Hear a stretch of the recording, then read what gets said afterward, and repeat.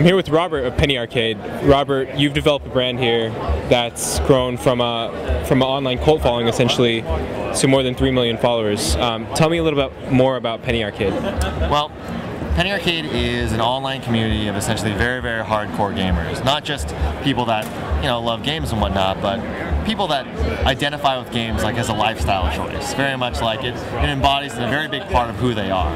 So we've taken that community and we've been able to create somewhat of a micro media company with that. So we have online comics, we have an online TV channel, we have a line of merchandise, we have 2 shows that we run annually each year, one in Boston, one in Seattle. Each draws about 70,000 people a year, essentially all catering to this one online audience.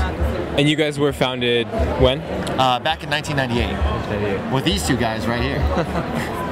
So, more than 10 years in the making, it seems like you guys have a great brand. Tell me how you developed the brand a little bit over that time. Really, fundamentally what it came down to was staying true to that initial core audience. And even if that audience was to never grow, we would have still been very, very loyal to that. And the company probably would have never grown.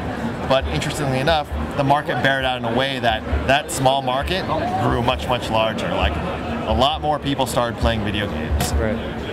So, I see a lot of parallels here. I mean, with mass media with newspapers moving online, they have a lot to learn from you guys and finding their niche market.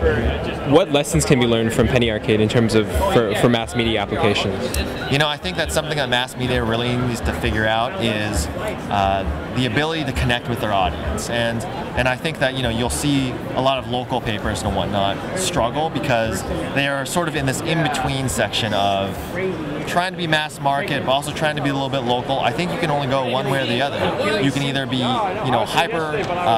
hyper selective in your audience, like the Wall Street Journal, like that type of person, like that type of consumer, or hyper local in terms of like very, very small communities. But you can't go one way or the other. Like with us, our connection is with hardcore gamers.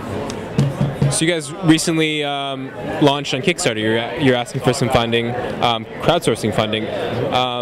Tell me a little bit more about that. So one of our main revenue streams is through advertising, and we thought to ourselves, well, a lot of people come up to us and say, hey, I really like Penny Arcade, but I don't buy your merchandise, but I also really hate ads. Like, is there a way that either you can do a subscription model or do some sort of tip jar or something I can get rid of the ads? And normally the answer has been no, not really. But with the advent and popularity of Kickstarter, we realized that we could give people a choice. We can either take all the ads off of our site for if we hit a certain goal on Kickstarter, or not.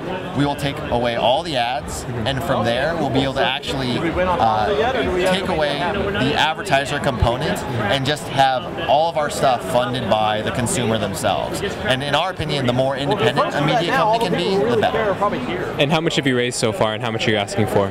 Well, we just launched 3.5 days ago, and we are at $255,000, and we are looking for a flat $1 million to take off all the ads for 1 year. You guys have such a successful brand.